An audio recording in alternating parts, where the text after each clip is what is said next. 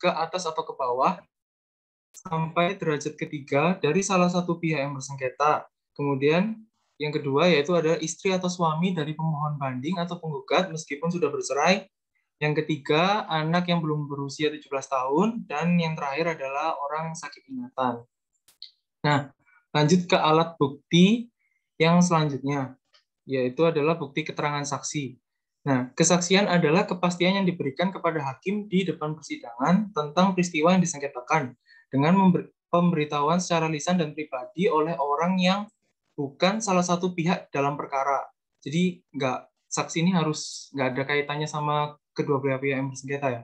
Keterangan saksi dianggap sebagai alat bukti apabila keterangan itu berkenaan dengan hal yang dialami, dilihat, atau didengar sendiri oleh saksi. Nah, ini itu jadi poin penting. Keterangan saksi dianggap sebagai alat bukti apabila keterangan itu berkenaan dengan hal yang dialami, dilihat, atau didengar sendiri oleh saksi. Dan ini menjadi pembeda antara bukti keterangan saksi sama bukti keterangan ahli. Apa sih perbedaan antara saksi dan ahli itu? Nah, jadi kalau saksi itu, dia itu pihak yang memberikan keterangan berdasarkan hal yang dialami, dilihat, atau didengar sendiri oleh yang bersangkutan. Jadi dia tahu peristiwanya itu kayak gimana, peristiwa yang disengketakan itu kayak gimana. Sedangkan kalau ahli, itu adalah pihak yang memberikan keterangan berdasarkan pendapat atau dugaan sesuai dengan pengalaman dan pengetahuannya. Jadi dia itu nggak kayak saksi, dia tuh nggak tahu peristiwanya tuh kejadiannya kayak gimana. Dia cuma memiliki pengalaman atau pengetahuan yang terkait sama kasus yang disengketakan itu. Jadi dia hanya membantu hakim melakukan penilaian dan tidak melihat peristiwanya. Kemudian selanjutnya, hak yang tidak boleh didengar kesaksiannya itu sama ya, ada di pasal 57 juga Undang-Undang Pengadilan Pajak. Nah, itu sama kayak yang pihak yang jadi keterangan ahli, pihak yang tidak boleh jadi keterangan ahli. Nah, yang pertama itu ada keluarga, saudara, atau semenda menurut garis keturunan lurus ke atas atau ke bawah sampai derajat ketiga dari salah satu pihak yang bersengketa. Terus yang kedua, istri atau suami dari pemohon banding atau penggugat meskipun sudah bercerai. Kemudian yang ketiga, anak yang belum berusia 17 tahun dan orang sakit ingatan. Nah, tapi di sini ada perbedaan sedikit antara yang saksi sama ahli. Kalau di saksi ini, apabila dipandang perlu itu, hakim ketua itu masih bisa nunjuk yang keluarga saudara atau semenda, istri atau suami yang dari pemohon banding atau penggugat meskipun sudah bercerai, sama anak yang belum berusia 17 tahun, kecuali yang orang sakit ingatan. Ya, sakit ingatan, jadi nggak ingat sama agak gangguan gitu kan, jadi nggak bisa ditunjuk untuk jadi saksi. Nah, kemudian tata cara pemanggilan saksi. Tata cara pemanggilan saksi itu, yang pertama, atas permintaan salah satu pihak, hakim memerintah saksi untuk hadir. Saksi tidak dapat diwakilkan. Jadi, karena permintaan salah satu pihak itu, hakim menunjuk seorang saksi, tapi saksi itu nggak bisa diwakili. Nah, apabila saksi itu nggak datang, tapi putusan bisa diambil, hakim ketua melanjutkan persidangan. Tapi, apabila saksi tidak datang dan putusan tidak dapat diambil, maka hakim ketua itu meminta bantuan polisi buat sifatnya memaksa si saksi ini untuk datang. Kemudian sebelum memberikan keterangan, saksi itu mengucapkan sumpah atau janji menurut agama dan kepercayaan. Selanjutnya, bukti yang keempat, yaitu bukti pengakuan para pihak. Nah, bukti pengakuan itu adalah suatu pernyataan sepihak di mana salah satu pihak dalam suatu proses mengaku kebenaran sebagian atau seluruhnya dari yang dikatakan pihak lawan. Nah, bukti pengakuan ini mempunyai nilai yang mengikat. Nilai yang mengikat ini bisa dilihat di pasal 74 Undang-Undang Pengadilan Pajak. Nilai yang mengikat ini berarti yang pertama, pengakuan di depan sidang tidak dapat dicabut kembali. Kemudian yang kedua, pencabutan hanya dimungkinkan bila yang bersangkutan dapat membuktikan pengakuan itu merupakan akibat kehilafan terkait hal-hal yang terjadi atau dengan alasan yang kuat dan dapat diterima oleh hakim tunggal atau majelis. Kemudian kita menuju ke alat bukti yang terakhir. Alat bukti yang terakhir yaitu bukti pengetahuan hakim. Bukti pengetahuan hakim itu adalah hal yang olehnya diketahui dan diyakini kebenarannya. Hal yang dimaksud di sini merupakan hal yang dialami sendiri oleh hakim selama pemeriksaan perkara dalam sidang dan bukan yang diberitahukan kepadanya oleh para pihak. Jadi benar-benar dari pengalaman hakim itu sendiri sama pengetahuan hakim itu sendiri selama dia memeriksa perkara itu. Jadi nggak ada intervensi dari pihak manapun. Nah, selanjutnya, nah ini poin yang penting juga. Berdasarkan pasal 76 itu Undang-Undang Pengadilan Pajak, hakim menemukan kebenaran material itu dengan 3 cara. Yang pertama itu menentukan apa yang harus dibuktikan. Terus habis itu yang kedua, siapa yang harus dibebani pembuktian dan penilaian yang adil bagi para pihak. Nih, beban pembuktian yang tadi udah kita bahas di awal. Kemudian yang ketiga itu ada sahnya bukti dari fakta yang terungkap dalam persidangan, tidak terbatas pada fakta-fakta dan hal yang diajukan para pihak. Dalam persidangan, para pihak tetap dapat mengemukakan hal baru yang dalam banding gugatan, uraian banding atau bantahan, atau tanggapan belum diungkapkan. Tapi untuk syarat sahnya, tadi yang kayak yang di prinsip bebas, yang pasal 100 ayat 1 Undang-Undang PT-UN, itu untuk sahnya pembuktiannya itu diperlukan sekurang-kurangnya itu 2 alat bukti. Nah, sekian dari yang bisa saya sampaikan terkait pembuktian. Tapi sebelum lanjut ke subbab selanjutnya, ini ada pertanyaan untuk nge-review tadi yang udah kita bahas semuanya. Yuk, Tur, pertanyaan pertama, Tur. Nah, ini pertanyaan pertama. Nah, ini kalian jangan dipilih dulu ya. Itu soalnya kan pilganya masih acak. Nanti kalau aku udah selesai baca pertanyaannya, baru ketik jawabannya di kolom chat.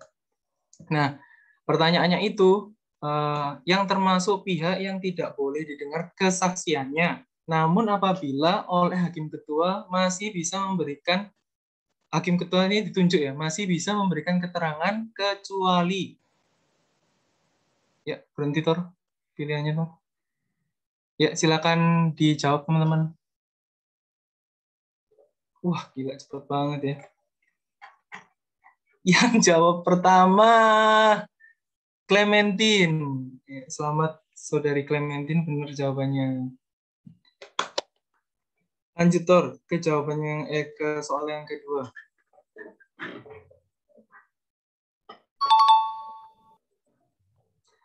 Nah, di soal kedua ini beda ya, sistemnya sama yang sebelumnya. Kalau soal yang sebelumnya kan kalian semuanya jawab. Di sini kami itu menggunakan kayak random pick gitu. Ntar aku bilang stop, nanti yang namanya di situ tertulis atau tercantum ya harus jawab, sama kalau bisa kasih alasannya. Nah, terus pertanyaannya yaitu pernyataan yang paling tepat terkait pembuktian formil adalah stop Tor. Nadia, bisa on mic mungkin Nadia buat jawab.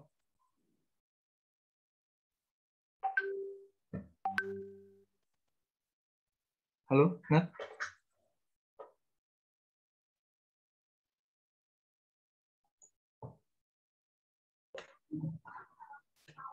Jawabannya ya, jawabannya yang untuk membuktikan atau memberi kepastian tentang peristiwa bahwa para pihak telah menyatakan atau menjelaskan apa yang dimuat atau tertulis dalam akta. Ya, jawabannya Tor, bener apa enggak? Ya, jawabannya bener ya Nadia. Kasih aplaus dulu. Nah, terus mungkin sekian dari yang untuk subbab pembuktian. Selanjutnya saya kembalikan ke moderator Andrea. Terima kasih Rizal atas paparan materinya. Selanjutnya, materi selanjutnya akan dipaparkan oleh Faiza. Silakan Faiza, waktu dan tempat dipersilakan. Terima kasih Andrea.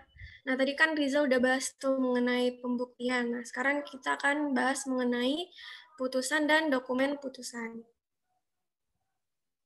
Nah, tahu dulu nih apa sih itu putusan? Nah, putusan itu adalah pernyataan yang dikeluarkan oleh hakim, baik dalam bentuk majelis ataupun hakim tunggal sebagai pejabat negara yang diberikan wewenang oleh undang-undang yang diucapkan di persidangan dan bertujuan untuk mengakhiri atau menyelesaikan suatu perkara atau sengketa para pihak. Next, Star.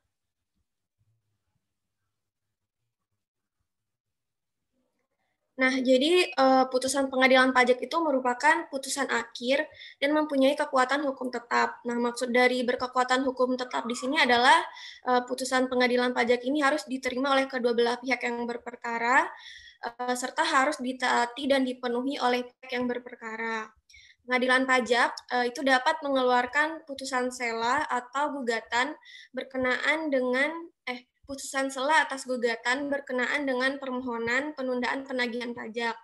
Putusan sela di sini maksudnya adalah putusan yang diambil oleh hakim sebelum hakim menjatuhkan putusan akhir, dan fungsinya itu adalah untuk memungkinkan atau mempermudah kelanjutan pemeriksaan perkara. Nah, kalau ketika putusan sela ini diberikan oleh hakim, pokok sengketa itu belum diputus. Kemudian terhadap putusan pengadilan pajak itu tidak dapat lagi diajukan gugatan, banding, atau kasasi, kecuali atas putusan berupa tidak dapat diterima, yang mana menyangkut kewenangan atau kompetensi. Kemudian pihak-pihak yang bersengketa itu dapat mengajukan peninjauan kembali atas putusan pengadilan pajak kepada Mahkamah Agung.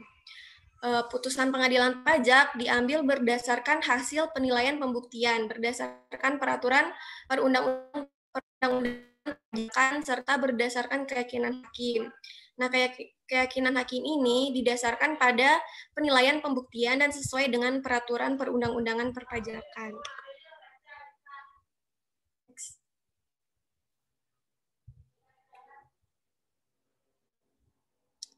Nah, kemudian kita akan membahas mengenai putusan-putusan pengadilan pajak.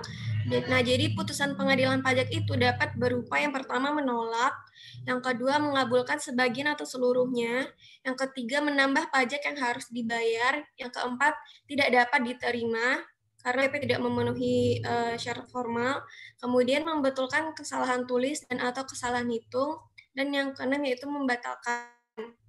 Nah, putusan pengadilan ini harus diucapkan dalam sidang terbuka untuk umum. Terhadap putusan ini, pihak yang bersengketa tidak dapat lagi mengajukan gugatan, banding, atau kasasi kecuali atas putusan berupa tidak dapat diterima. Dan pihak-pihak yang bersengketa dapat mengajukan peninjauan kembali atas putusan pengadilan pajak ini kepada Mahkamah Agung. Oke, next. Nah, kemudian masuk ke syarat sahnya putusan. Seperti yang udah saya bilang tadi, putusan pengadilan pajak itu harus diucapkan dalam sidang terbuka untuk umum. Kalau tidak diucapkan dalam sidang terbuka untuk umum, maka nantinya tidak akan dipenuhinya ketentuan sebagaimana dimaksud dalam undang-undang yang mengatur putusan ini. Putusan pengadilan pajak yang tidak diucapkan dalam sidang terbuka untuk umum akan menjadi tidak sah dan tidak mempunyai kekuatan hukum. Nah, oleh karena itu putusan yang tidak diucapkan dalam sidang terbuka untuk umum harus diucapkan kembali dalam sidang terbuka untuk umum. Kemudian syarat yang kedua yaitu harus memuat hal-hal seperti yang ada di layar. Yang pertama adalah kepala putusan berbunyi demi keadilan berdasarkan ketuhanan yang Maha Esa. Yang kedua, mencantumkan nama, tempat tinggal, tempat kediaman, dan atau identitas lain dari pemohon banding atau maksud dari identitas lain ini adalah pengukuhan PKP, KTP, atau paspor. Kemudian yang ketiga harus mencantumkan nama jabatan dan alamat terbanding atau tergugat. Yang keempat, mencantumkan hari, tanggal diterimanya banding atau gugatan. Yang kelima, ringkasan banding atau gugatan, dan ringkasan SUB atau surat tanggapan atau surat bantahan. Nah, syarat yang kelima ini tidak diperlukan jika pemeriksaan dilakukan dengan acara cepat. Kemudian, pertimbangan dan penilaian setiap bukti yang diajukan dan hal yang terjadi dalam persidangan. Kemudian pokok sengketa, alasan hukum yang menjadi dasar putusan, amar putusan tentang sengketa, hari, tanggal putusan, nama hakim yang memutus, nama panitera, keterangan tentang hadir atau tidaknya para pihak. Nah, jika hal-hal tersebut tidak dimuat, maka putusan menjadi tidak sah dan Ketua Pengadilan Pajak memerintahkan sengketa tersebut untuk disidangkan kembali dengan pemeriksaan acara cepat, kecuali putusan telah melampaui jangka 1 tahun. Next.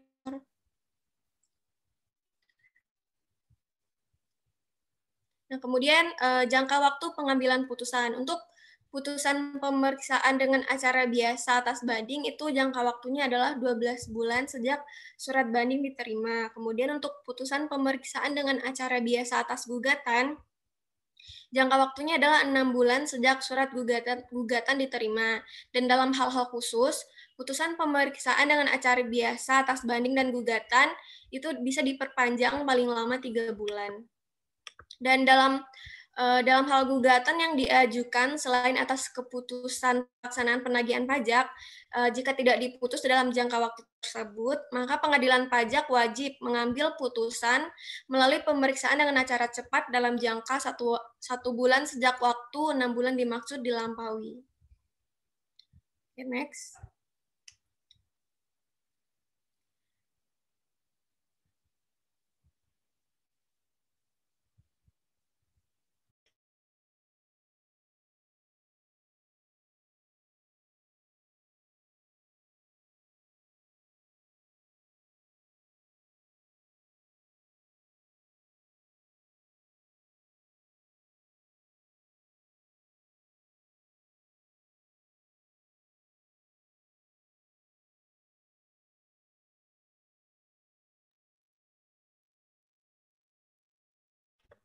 Nah, oke, kita lanjut ya teman-teman.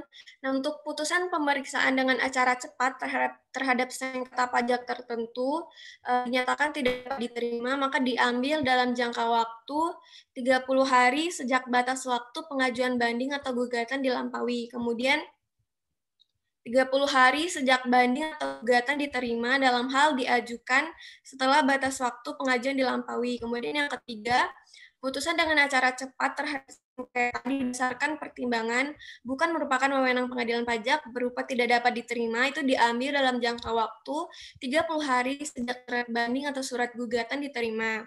Untuk putusan dengan acara cepat terhadap kekeliruan berupa membetulkan kesalahan tulis dan atau kesalahan hitung, itu diambil dalam jangka waktu 30 hari sejak kekeliruan dimaksud diketahui atau sejak permohonan salah satu pihak diterima.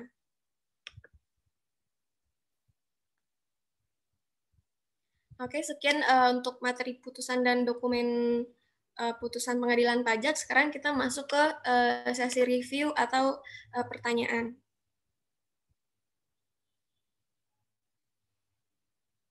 Nah, ini nama yang tampil di depan itu diacak ya teman-teman. Oke, saya mau bacain dulu pertanyaannya. Berikut merupakan putusan yang dikeluarkan terhadap hasil sidang. Maaf ya teman-teman, ada kendala di koneksi sepertinya.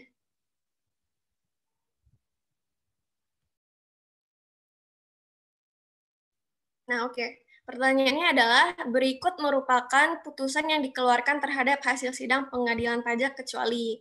Nah, nanti kalau aku bilang stop, di stop ya. Stop.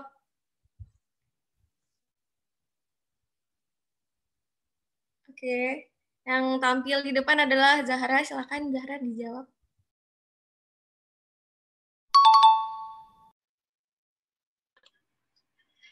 Jawabannya yang D, mengurang pajak yang harus dibayar. Ya, benar. Oke, lanjut ke pertanyaan kedua.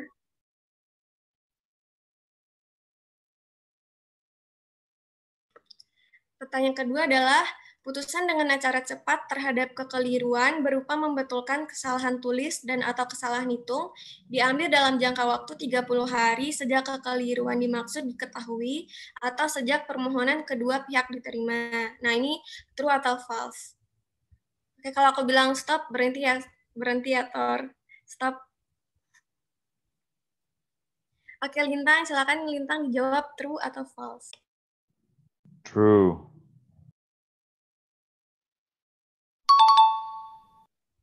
Oke.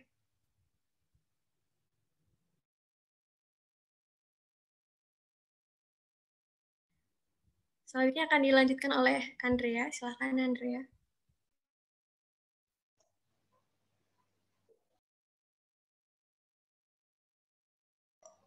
Terima kasih Faiza. Sekarang untuk materi yang terakhir akan dipaparkan oleh saya sendiri. Next, Tor.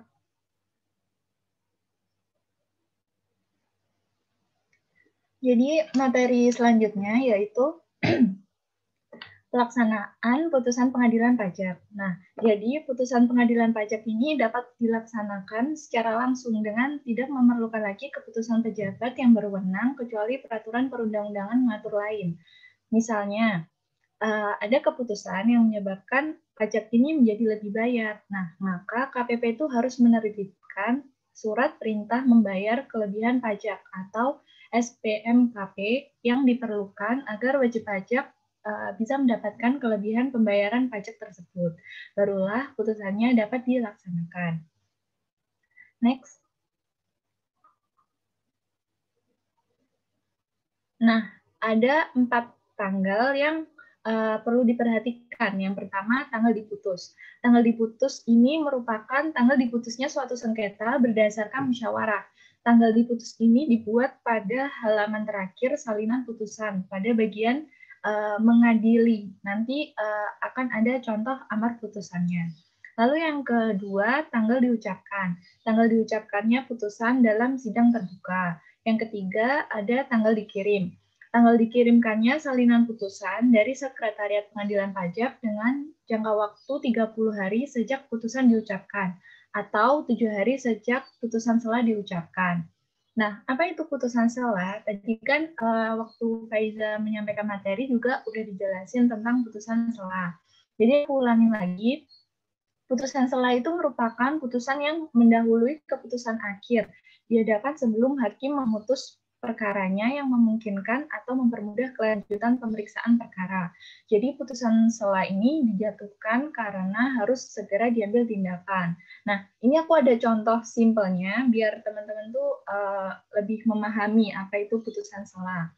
Nah, jadi gini, misalnya penggugat ini tuh seorang penyewa rumah, terus dia mengajukan gugatan terhadap tergugat yang telah merusakkan atap rumah sewaan.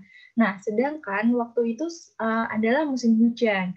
Jadi putusan sela ini dibutuhkan agar orang yang tergugat ini bersalah apa enggak itu disuruh untuk kayak misal dijatuhi hukuman untuk membetulkan atap rumahnya. Jadi intinya kayak gitu. Lalu yang keempat, ada tanggal diterima. Tanggal diterima ini merupakan tanggal diterimanya putusan oleh DJP. Nah, di slide ini ada potongan amar putusan di bagian akhir yang ada tulisan mengadili. Nah, di amar putusan ini, di potongan ini, tercantum tanggal diputus dan tanggal diucapkan. Yang di highlight kuning ini merupakan tanggal diputus, karena ada kata-kata demikian diputus dalam rapat permusyawaratan hakim bla bla bla bla pada hari Senin tanggal 10 bulan Agustus tahun 2020.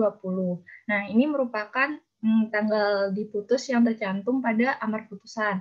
Lalu yang kedua yang di highlight biru ini tanggal diucapkan. Sebagaimana ditulis yang diucapkan bla bla bla bla pada hari Kamis tanggal 27 bulan Agustus tahun 2020 selesai diucapkan pukul 12.29 WIB. Nah, itu merupakan tanggal diputus. Next. Lalu selanjutnya pelaksanaan putusan di KPP. Yang pertama atas banding.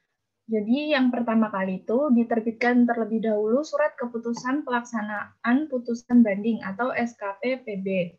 Kemudian dilakukan tindakan penagihan jika terjadi kekurangan pembayaran.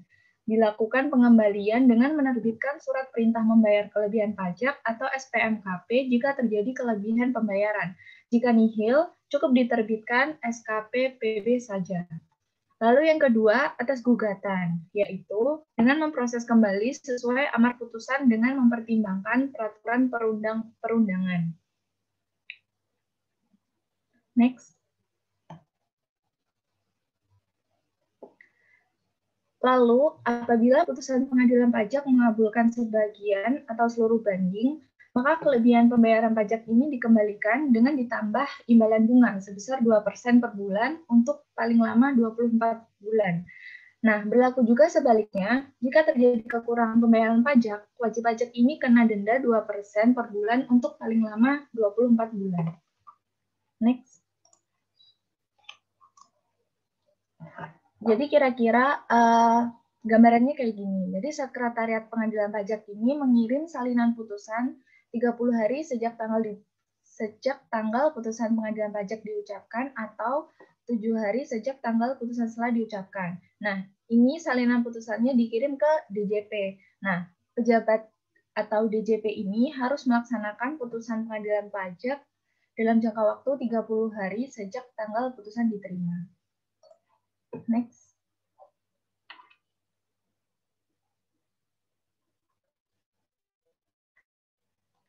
Nah, selanjutnya ini ada pertanyaan review. Seperti sebelumnya, untuk yang namanya nanti tertera, bisa langsung open mic dan menjawab pertanyaannya. Saya akan bacakan terlebih dahulu pertanyaannya. Berapakah jangka waktu putusan pengadilan pajak harus dilaksanakan oleh pejabat yang berwenang? Stop. Untuk Hirya, bisa open mic dan menjawab pertanyaan yang ada di slide.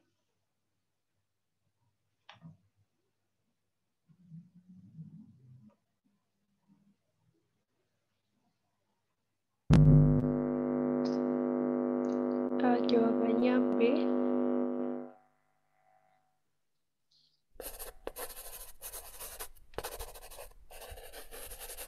Ya, benar. Jawabannya jadi 30 hari sejak tanggal diterima putusan. Lalu selanjutnya,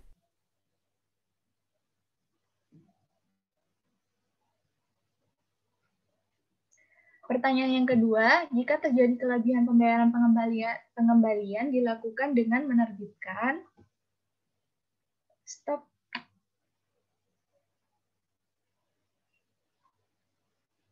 Untuk akhir bisa open mic dan menjawab pertanyaan yang ada di slide. Jawabannya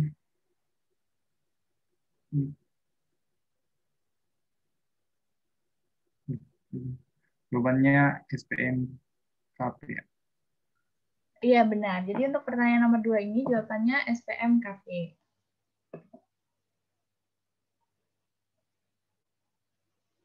Lalu sudah selesai pemaparan materi dari kelompok kita. Sebelum menuju ke sesi diskusi,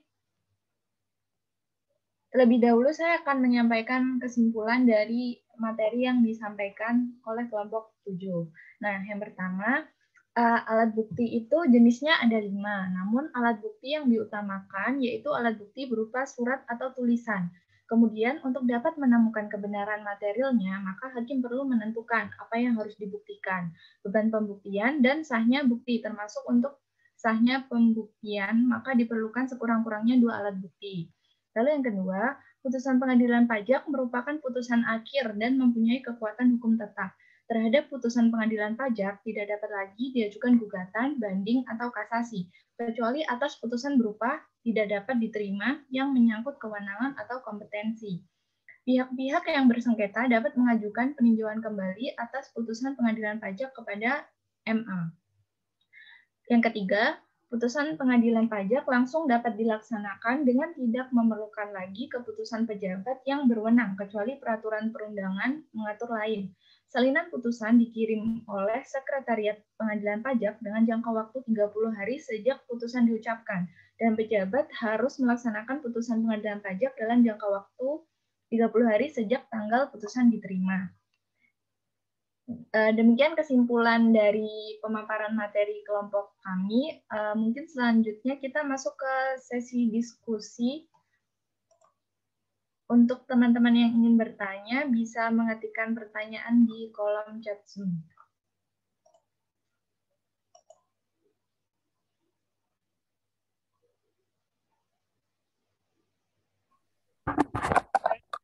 Buat kelompok 7 yang sudah menyampaikan pemaparannya. Sambil teman-teman yang menyampaikan pertanyaan, saya mau tanya dulu ya sama Torik. Torik, tadi pakai apa tuh namanya? Saya baru lihat tuh. Yang bisa ngacak nama, kemudian ngacak. Pakai apa tuh, Torik? Itu Itu saya bikin Bu, kayak apa ya? Video GIF. Jadi videonya itu kan kita gak tahu dia itu berhenti di mana. Jadi betul-betul acak lah. Itu video. Ya itu video tapi kan apa ya? Satu frame, satu frame, satu frame, satu frame. Jadi gak pasti banget tuh berhentinya di mana. Oh, banyak di itu ya. Digabung gitu ya. Ya, Banyak frame. Oh, itu dari mana itu ide kayak gitu? Saya belum baru lihat tuh. saya sempat bikin game. Oh, senang itu ya. Torik senang komputer ya. Ya, Oh, oke. Iya tuh nanti ini aja. Nanti masuk di kalau dimasuk di pajak tuh ke ini. Jadi programmer aja. Nah, jadi peranata komputer ada loh di itu. Jadi di apa namanya? Di pajak itu kan ada fungsional peranata komputer ya. Kalau kan kita taunya fungsional pemeriksa pajak gitu ya. Ada juga fungsional penilai, kemudian fungsional peranata komputer, dan terakhir sekarang sudah ada fungsional penyuluh pajak nih. Ya, mulai tahun ini nih sudah pada diangkat nih fungsional penyuluhnya. Nah, tapi nggak apa-apa nanti penempatannya misalnya di itu dulu, di pajak dulu, biar ngerti ya, supaya kalau bikin program, kalau kita tahu ilmunya, mau tahu pelaksanaannya, itu akan lebih mudah, akan lebih baik lagi programnya. Saya dulu punya pelaksana waktu di KP Pratama Kota Wagu itu dia apa namanya dia di penempatannya di KP 2 KP. Nah, cuman gitu. Nanti kalian juga gitu. Kalau misalnya kerja itu harus kreatif gitu ya, inovatif, bukan misalnya hanya sekedar mengerjakan apa yang diperintahkan, tetapi juga itu eh, oh, kenapa tuh jadi P2 Humas? Kemendagri. Jadi, nah dia itu dia bikin karena dia suka itu ya, suka komputer, dia bikin pemrograman gimana caranya supaya para bendaharaan itu mudah gitu ya untuk melaporkan pajak. Dia bikin tuh, bikin pemrograman gitu ya. Terus kan jadinya kan tahu tuh teman-teman saya jadi tahu gitu ya dia sudah buat pemrograman. Sayangnya dia dipindahin dulu ke itu ke kalau dulu seksi PDI ya, kalau sekarang kan penjaminan data dan penjaminan kualitas data. Nah, sekarang beliau sudah itu sudah ditarik ke kantor pusat gitu ya. Sekarang jadi fungsional perangkat komputer. Ya, oke. Eh, baik. Nah, terus itunya kan kalau orang lain yang kelihatan tuh ini, kok kayaknya dari jauh itu kameranya di mana itu? Pakai kamera apa tuh? itu Kameranya? yang laptopnya saya tinggal di atas meja. Oh, gitu. Gitu. Oh, iya ya, biar biar kelihatan beda gitu ya, meskipun semua sama-sama pakai laptop gitu ya, tapi Tori kelihatan berbeda kan. Kirain pakai Droid kayak pakai, oh, ya ampun. Terus gimana tuh? Oh, ini pakai komputer laptop 2? Iya, enggak. Terus gimana? Laptopnya di Ah, atas, terus itunya mouse-nya apa namanya keyboardnya di bawah gitu. Gimana? Saya nggak anu, ngerti. ini ada monitor. Terus jadi pakai dua. Ya, jadi ada Oh, pakai dua. laptopnya di atas, di depannya ada monitor. Satu kalau Iya, layarnya aja ada dua. iya, layarnya ada dua. Kayak ini, kayak pakai dihubungkan. Kayak saya kan pakai Droid Cam, tapi kalau saya taruhnya ya di depan saya gitu. Terus dihubungkannya pakai apa? Ada kabel HDMI yang 3 Oh, meteran. pakai kabel HDMI ya. Kalau saya kan pakai Droid Cam nih di ininya, di apa namanya dihubungkannya pakai Droid Cam. Kalau saya pakai handphone ini, kamera handphone. Nah, jadi supaya apa buka itu sih kebetulan PC saya memang nggak ada webcamnya. Kemudian daripada beli webcam gitu ya, kebetulan ada handphone yang sudah tidak bisa berfungsi dengan baik tapi kameranya masih bagus, saya gunakan eh, kamera handphone. Oke, dan dihubungkan pakai Droid Cam gitu. Di PC atau laptopnya saya download Droid Cam client, kemudian di handphonenya Droid Cam X. Nah, nanti harus menggunakan WiFi yang sama terhubung seperti itu. Kayaknya saya udah pernah ceritakan tentang ini tentang saya pakai Droid Camp. Nah, jadi kelebihannya, nah, saya bisa mendekat, menjauh tanpa saya harus mendekati atau misalnya saya mau minum nih gitu ya. Kalau misalnya saya lagi gini, pas lagi saya mangap kelihatan enak gitu ya. Jadi misalnya saya ini dulu gitu ya, saya stop dulu. Nah, kemudian kalau udah selesai minumnya saya start lagi seperti itu. Itu sih kelebihannya. Oke, baik. Coba kita lihat apakah sudah ada yang bertanya? Torik posisinya di mana, Torik? Saya di Jember, Jawa Timur. Karena ada itu ya, Politeknik Jember ya. Ada universitas juga ya, Jember itu, Unjem. Unajat. Dulu teman saya ada yang lulusan sana juga. Ya, ternyata ada itu juga. Hebat ya, Jember ya punya universitas sendiri, terus punya politeknik, itu keren tuh. Ya. Oke, baik. Silakan nih, gimana nih? Ini yang sudah bertanya ada dari Gusti. Oh, baru dari Gusti saja. Nah, teman-teman yang lain boleh nih. Wah, saya sih udah gak perlu nanya lagi, udah paham semua gitu. Tapi teman-teman yang lain bisa mengkritisi. Ini tadi salah nih, gitu ya. Namanya? Ada materi yang salah disampaikan gitu. Udah nggak kayak gitu lagi gitu ya, udah berbeda. Mungkin ada yang seperti itu, silakan. Ya. Baik, gimana nih? Kelompok 7 sudah siap? Boleh langsung diskusi, Bu, atau bagaimana? Boleh langsung jawab? Mau langsung jawab, Bang Surya? Iya. Boleh, ya. Baik, Bu Dina dan teman-teman, izin untuk memulai sesi diskusi. Jadi ini sudah ada satu pertanyaan dari Gusti Haki ya, Sarah di spotlight Gustinya. Yang akan dijawab oleh Faiza.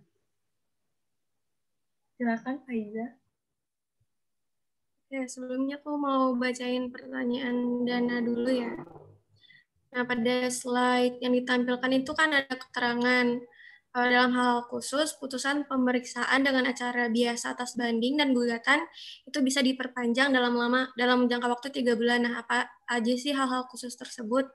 Jadi berdasarkan Undang-Undang Nomor 14 tahun 2002 tentang Pengadilan Pajak itu menjelaskan bahwa dalam hal-hal khusus tersebut maksudnya adalah pembuktian sengketa rumit dan pemanggilan saksi yang memerlukan waktu yang cukup lama.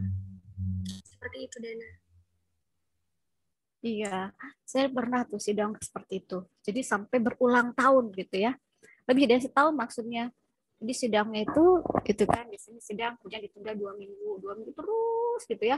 Yang termasuk kalau tidak salah mungkin amosis itu. Ya sampai lebih dari 12 bulan, padahal kan harusnya 12 bulan ya. Nah, ternyata memang kan menurut ketentuan boleh gitu ya. Bisa diperpanjang 3 bulan lagi kalau ada hal-hal khusus. Nah, tadi disampaikan oleh kelompok 7 salah satu hal khusus itu misalnya rumit tuh gitu ya. Jadi yang waktu sidang yang saya ikuti itu memang sidangnya itu ya cukup cukup panjang karena memang harus menghadirkan banyak ahli gitu ya. Banyak ahli baik yang diminta oleh terbanding maupun pemohon banding gitu ya. Yang mungkin saya pernah cerita juga ya mengenai kasus yang panas bumi itu yang amosis ya, aktivitas PPN ditunda. Itu rame banget gitu ya itunya sidangnya tuh sampai itu lebih kalau tidak salah lebih dari setahun. Ya, jadi kita bilang, wah ini udah ulang tahun nih gitu ya. Ini sidangnya udah ulang tahun karena waktu itu sudah setahun gitu ya, tapi belum selesai juga gitu ya. Karena memang prosesnya panjang, tidak mudah, cukup rumit dan harus menghadirkan gitu ya banyak beberapa ahli, gitu ya. Yang saya ingat itu ya dari wajib pajak juga menghadirkan ahli, gitu ya. Kemudian dari terbanding dalam ini DJP juga menghadirkan ahli, gitu ya. Nah ini yang kalau saya sidang yang saya alami yang sebelum-sebelumnya gitu ya, selain amosis gitu ya, kita belum pernah gitu ya, waktu yang saya alami gitu ya, belum pernah menghadirkan ahli. Tapi di amosis itu kita menghadirkan ahli, dan tidak hanya dari DJP saja yang menghadirkan ahli gitu ya, kalau nggak salah beda satu juga dari pemohon banding juga. Akhirnya itu lama gitu ya, lama ya. Yang tadi nih salah satu contohnya. Jadi saya pernah gitu ya ngalamin langsung sidang yang lebih dari 1 tahun. Lama banget. Jadi kami berkomentar, wah ini udah ulang tahun nih gitu ya, karena sudah setahun. Seperti itu. Oke, baik. Ini Torik, itu gelap, lampunya dimatiin itu. Background hitam saja Bu, saya suka. Oh, pakai virtual, pakai background hitam. Iya. Oh, kirain saya dipakai lampu. Baik. Ya, ada lagi? Nah, tadi ketika kita bicara mengenai pembuktian, ada siapa yang menyampaikan mengenai alat bukti? Saya bukan. Tolong ulang. Rizal ya. Rizal Iya. tadi ketika bicara membahas mengenai alat bukti kan ada 5 ya. Coba untuk ngetes apakah temannya menyimak apa yang disampaikan oleh Rizal. Coba Rizal tunjuk siapa? Ibu cowok yang nunjuk. Kenapa? Kenapa? Kalau cowok takut ya. Fair. Takut Biar ya. lebih fair. Ya, kalau cewek takut juga gitu ya. Kalau cewek takut dianggap naksir, kalau yang cowok ntar ini nggak selamat pulang. Kita nggak ini ya. Sekarang sama-sama saja. Oke, siapa ya? Siapa deh? Saya ini. Saya saya serahkan kepada siapa yang ingin mengulang. Nggak enak lah ya kalau ditunjukkan horor nih, aduh gitu ya. Ini kuliah aja bikin stres gitu. Kan sekarang lagi harus ini jaga imun ya. Jangan stres-stres, tapi harus senang nih biar tetap sehat. Baik, siapa yang temannya yang lain dari kelompok yang lain mau mengulang lagi apa yang disampaikan oleh Rizal mengenai alat bukti tadi disebutkan oleh Rizal ada 5. Siapa yang mau resen? Nanti kalau sudah resen saya spotlight.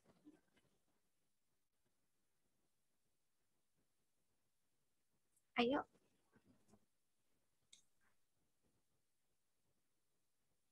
Kenapa giliran mengulang Bu? Oke, baik. Sarah ya, Sarah. Di persidangan Sarah nggak berani spotlight sendiri ya? Ini deh, saya spotlightin. Atau nggak bisa spotlight? Oke, baik. Ya. Di persidangan pengadilan pajak itu alat bukti yang digunakan dapat berupa ada 5 macam. Yang pertama surat atau tulisan, keterangan ahli, keterangan para saksi, pengakuan para pihak, dan atau pengetahuan hakim. Sarah lagi pilek ya? Iya Bu, saya lagi pilek dari tadi. Tapi nggak itu kan? Enggak Bu. Kan? Cuman pilek aja Bu. Iya, kalau sekarang kan udah takut aja tuh kalau batuk, pilek, apalagi demam gitu ya. Harus hati-hati. Oke, baik. Nah, tadi pertama apa? Yang pertama adalah surat atau tulisan. Ya, surat atau tulisan. Kemudian yang kedua keterangan ahli. Kemudian yang ketiga keterangan para saksi. Iya, keterangan saksi ya. Nah, jadi kalau tadi yang Sarah sampaikan bahwa ada keterangan ahli, keterangan saksi. Tadi saya cerita ya mengenai saya pernah mengikuti sidang yang harus menghadirkan ahli gitu ya. Jadi ahlinya menjelaskan gitu. Nah, ada juga saksi. Nah, jadi kalian bisa tahu bahwa ada namanya ahli, ada namanya saksi. Tapi seringkali orang menyebutkan saksi ahli. Ini maksudnya apa gitu ya? Padahal kan beda ya. Jadi ahli-ahli, saksi-saksi gitu ya, itu berbeda. Dua hal yang berbeda. Jadi nanti kalian sudah tahu bahwa ada ahli, ada saksi. Jadi jangan lagi tuh misalnya seperti orang awam yang bilang saksi ahli, nggak bisa gitu ya, beda gitu ya. Kalau saksi dia yang mengalami gitu, kalau ahli yang memberikan sesuai dengan pengalamannya, dengan kompetensinya. Jadi nggak ada tuh yang namanya saksi ahli. Seperti itu ya. Jadi kalian paham ya. Wah, seharusnya kita mengatakan ini siapa nih? Dia sebagai ahli atau sebagai saksi? Ya, bukan saksi ahli, nggak bisa seperti itu penyebutannya. Nah, baik, adiknya nggak ikut, Sarah? Nggak ikut kuliah? Lagi nonton YouTube, Bu. Oke, baik. Sudah ada pertanyaan lagi tidak? Nah, kemudian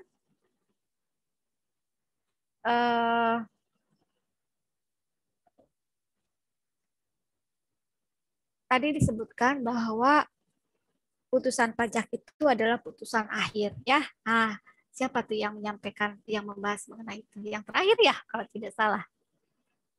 Ya, Faiz ya. Iya, Bu. Ya, panggilannya siapa, Faiz?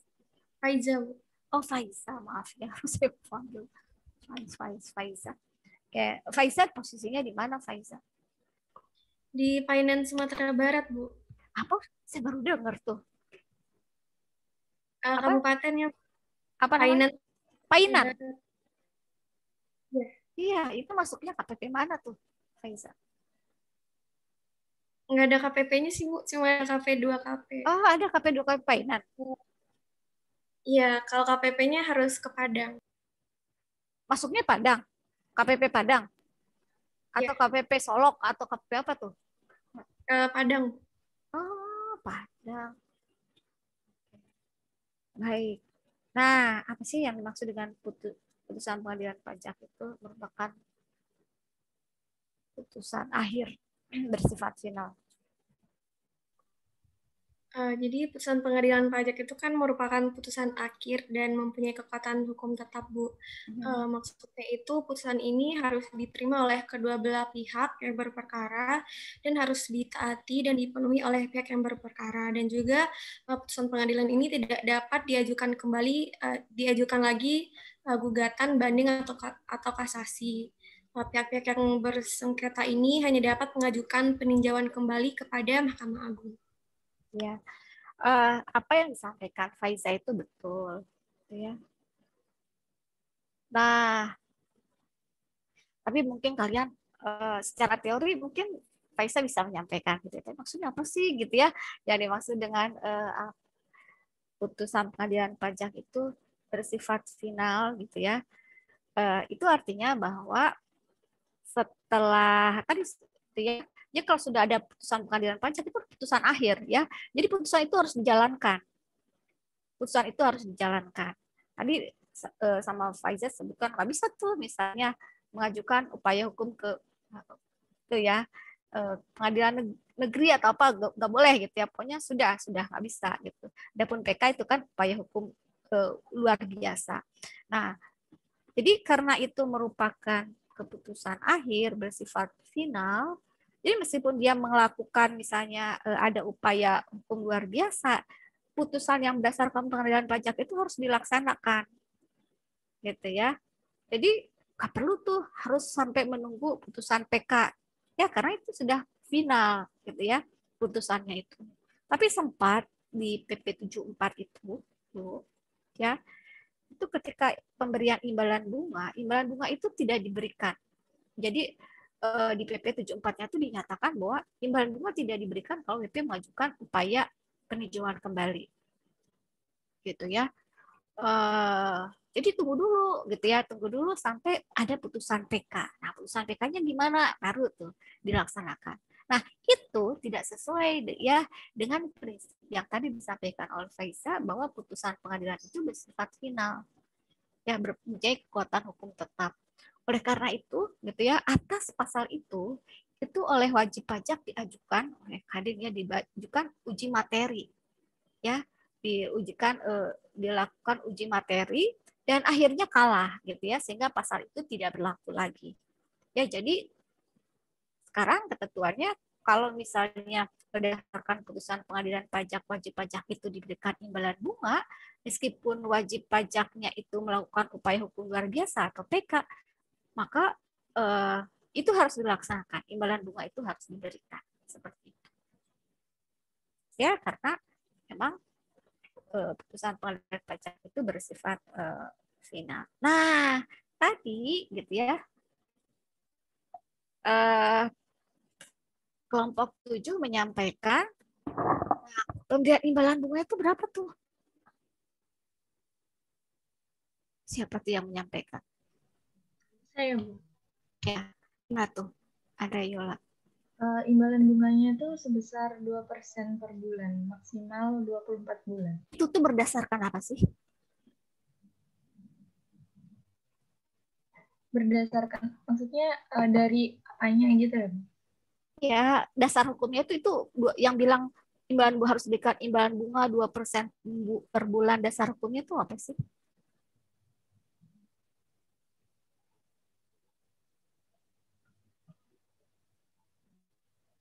Sebentar, Bu, untuk dasar hukumnya. Atau teman-teman yang lain bisa bantu.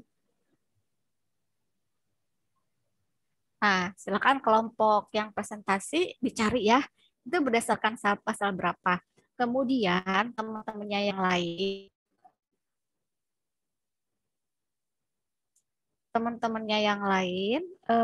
apa namanya? Setuju nggak ya bahwa itu harus diberikan imbalan bunga sebesar 2%? Ada yang tahu nggak? Coba saya pengen tahu. Nanti selain kalau yang sudah tahu gitu ya, boleh menyampaikan dengan raise hand atau langsung.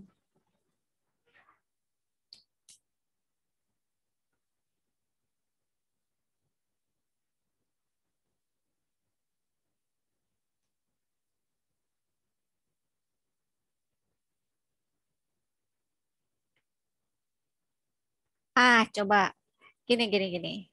Sekarang mana nih breakout room-nya?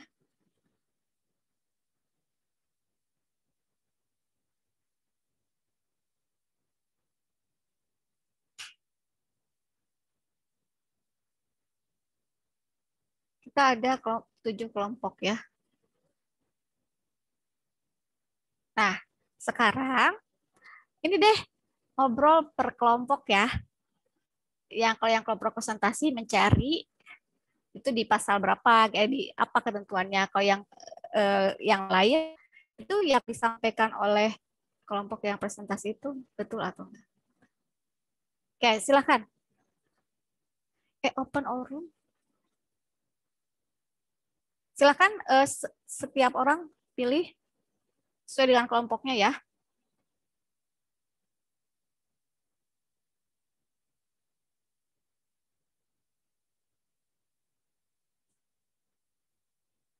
Nah, Rizky dia mana Rizky dia?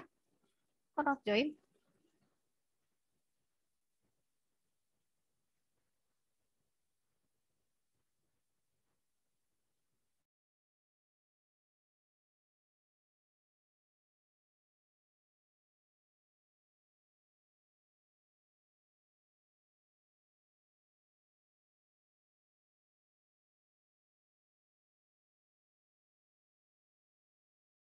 Tadi emang yang presentasi, Bu.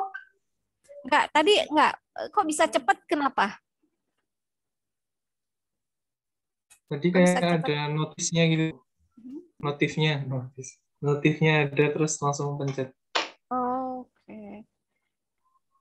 Oke, mungkin yang lain dipaksa untuk. Baik, kok 29? Ini kenapa kembali tidak utuh ini? Harusnya kan 30 ya berarti dengan saya. Oke. Ini kenapa nih kembali tidak utuh nih? Absen 16 kayaknya gangguan. Oh, baik. Oke, baik. Gimana sekarang dari kelompok 7 dulu nih yang menyampaikan. Jadi bilang 2% per bulan itu dari mana? Tadi setelah berdiskusi dengan kelompok, jadi 2%. Sebentar. Sekarang gini, hasil diskusinya itu deh ditulis di chat room. Susah ya? Bisa nggak? Kelompok 7, terus kelompok 1, 2, 3, 4, 5, 6. Silahkan ditulis. Misalnya kelompok 1 apa, kelompok 2 apa, kelompok 3, dan seterusnya.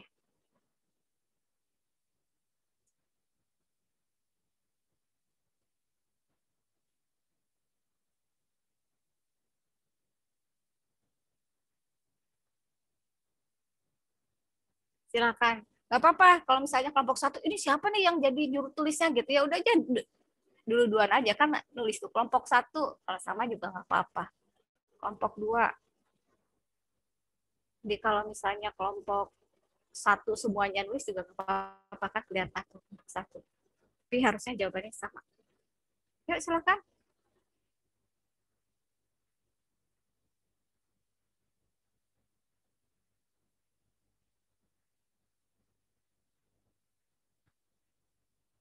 Kalau belum ada yang nulis? Ini intinya aja atau beserta penjelasannya, Bu? Boleh penjelasan singkat. Kelompok 7 ini yang presentasi ya. Kelompok 7 kayak karena lepas tiga tembus pasal 23, pasal 27 ayat 1 Undang-Undang KUP.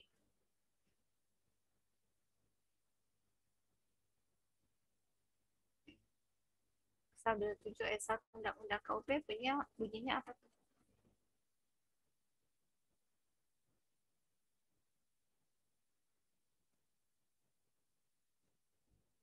Ini kelompok yang lain gimana? Silakan kelompok 7. Apa tuh Bu Jeko?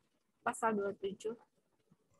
Dibacakan atau ya boleh dibacakan, boleh di share screen. Jadi pasal 27A ayat 1, apabila pengajuan keberatan, permohonan banding, atau permohonan peninjauan kembali dikabulkan sebagian atau seluruhnya selama pajak yang masih harus dibayar sebagaimana dimaksud dalam surat ketetapan pajak kurang bayar, surat ketetapan pajak kurang bayar tambahan, surat ketetapan pajak nihil, dan surat ketetapan pajak lebih bayar yang telah dibayar menyebabkan kelebihan pembayaran pajak, kelebihan pembayaran dimaksud dikembalikan dengan ditambah imbalan bunga sebesar 2% per bulan untuk paling lama 24 bulan dengan ketentuan sebagai berikut. A. Untuk surat SKPKB dan SKPKBT dihitung sejak tanggal pembayaran yang menyebabkan. Baik, nggak usah disebutkan ya itu ya. Kelompok yang lain gimana kelompok yang lain? Sedang mengetik, Bu. Sedang lama ngetik, ya? Bu. Lama ya.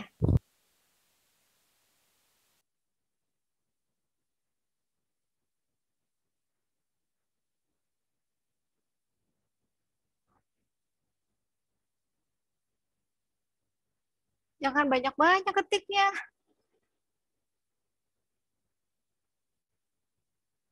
Tinggal saya tidak sependapat. Sebutkan aja itunya, pasalnya aja. Misalnya gitu, tidak sependapat atau sependapat. Nggak usah disebutin misalnya. Kayak tadi itu bunyi pasal 27 ayat 1. Nggak usah.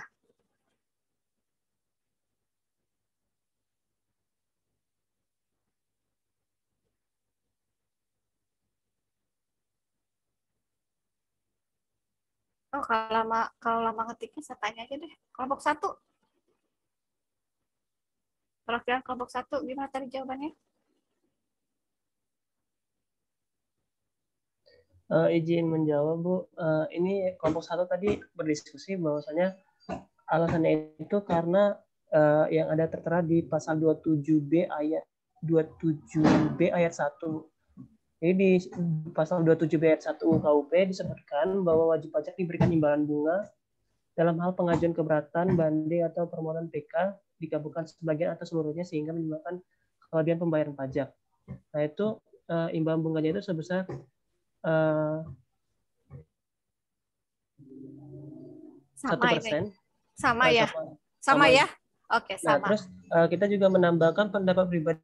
Tadi kan alasannya, pertanyaannya kan kenapa ya, Bu? Karena mengacu ke ketentuan peraturan perundang-undangan, karena di mana yang melaksanakan keputusannya kan ini dari sisi DJP, Bu. Nah, berarti mengikuti dengan peraturan perundang-undangan yang ditetapkan oleh DJP itu Baik. gitu. Baik, terima kasih. Berarti sependapat ya. Kelompok 2. Oke. Ini Sarah kelompok 5.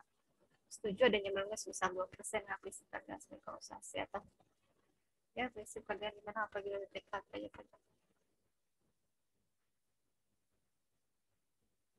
Masa hukum pertimbangan undang-undang cipta kerja karena alasan kualifikasi. Kemudian yang lain? Sarah kelompok 5 ya. Kelompok 1, kelompok 2.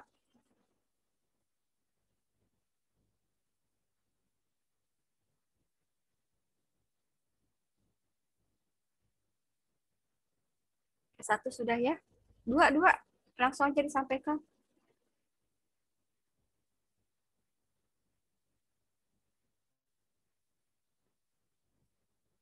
Dua, siapa?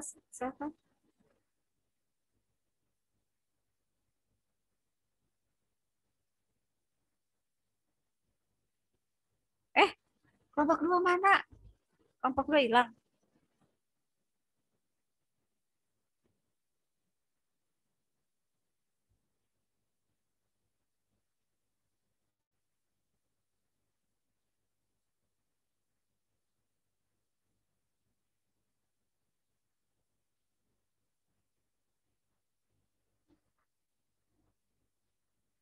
Halo kelompok 2.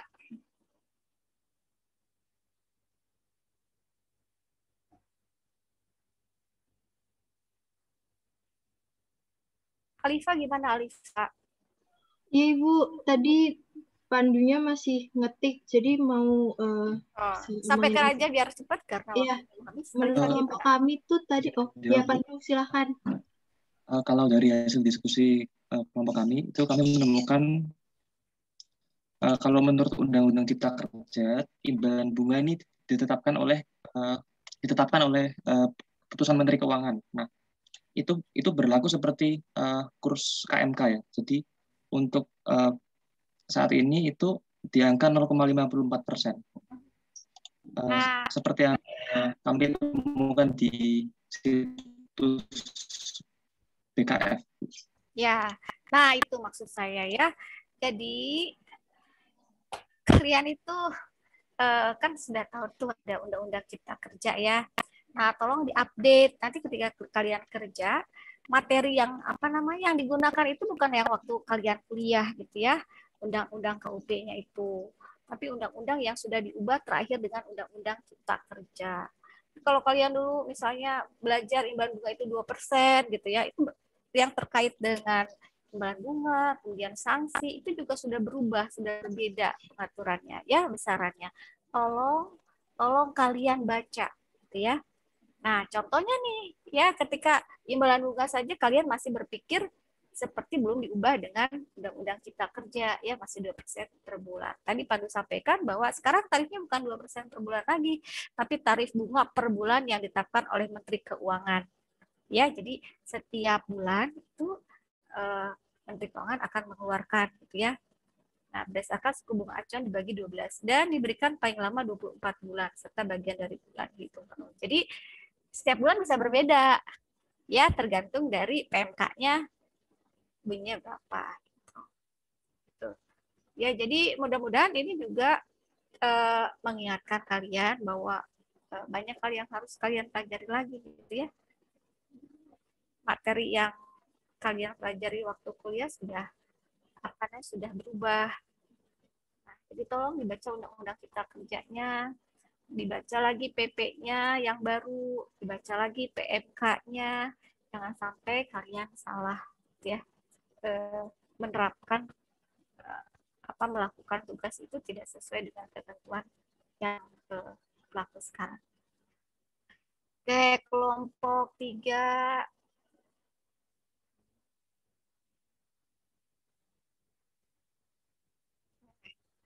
Ini dari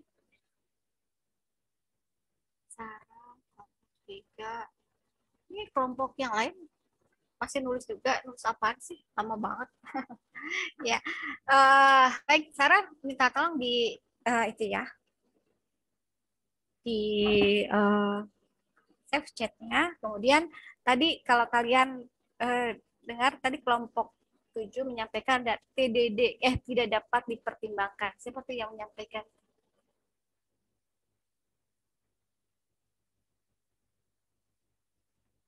Yang presentasi masih ingat nggak ketika menyampaikan? Oh ya, ini nih mengenai putusan pengadilan pajak itu bersifat final, gitu ya, kan tidak bisa mengajukan ke pengadilan lain lagi gitu, kecuali yang putusannya tidak dapat dipertimbangkan karena merupakan kompetensinya. Jadi maksudnya kan itu misalnya ada yang mengajukan banding nih, mengajukan banding ke pengadilan pajak, tapi pengajuan bandingnya materinya itu bukan merupakan kewenangan dari pengadilan pajak gitu ya, maka itu nanti akan diputus TDD, tidak dapat dipertimbangkan ya. Jadi kalau ada TDD apa sih TDD gitu ya, biasanya gitu tuh, tidak dapat dipertimbangkan itu disingkat tuh jadi TDD seperti itu ya. Nah jadi kalau misalnya kan kalau sudah putusan pengadilan pajak itu sudah final tuh, nggak boleh dilakukan misalnya upaya ke pengadilan yang lain lagi. Nah, kalau yang khusus ini boleh gitu, yang TDD tidak dapat dipertimbangkan karena bukan merupakan kompetensinya, karena yang diajukan itu bukan merupakan kewenangan dari pengadilan pajak. Nah, kalau seperti itu berarti boleh dia mengajukan ke pengadilan yang memang kewenangan dari pengadilan tersebut. Baik, mungkin itu sih ya yang untuk hari ini. Dan kelompok 7 cukup baik gitu ya. Alhamdulillah nih, ini kan kelompok terakhir dan ya saya rasa kelompok 7 ini juga apa namanya penyempurnaan dari kelompok-kelompok yang lain ya. Tadi sudah ada sudah ada kayak resume gitu ya, atau pertanyaan di tiap subpokok bahasan. Kemudian ada kesimpulan. Nah, itu mungkin kalau kritisi mungkin karena belum kepikiran gitu ya. Nah, mungkin yang tadi itu yang mungkin kekurangannya teman-teman kelompok 7 belum update mengenai besarnya imbalan bunga gitu ya, belum menggunakan undang-undang yang baik, mungkin itu saja.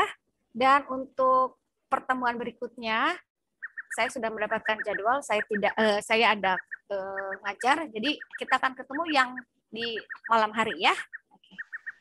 Baik, itu saja. Terima kasih atas perhatiannya. Selamat sore. Assalamualaikum warahmatullahi wabarakatuh. Waalaikumsalam. Waalaikumsalam warahmatullahi wabarakatuh. Terima kasih, Ibu. Terima kasih, Ibu. Baik, Sarah sudah di save ya, Sarah? Ya, siap udah, Bu. Ya, baik. Kalau begitu saya izin end meeting ya. Sampai ketemu lagi insya Allah.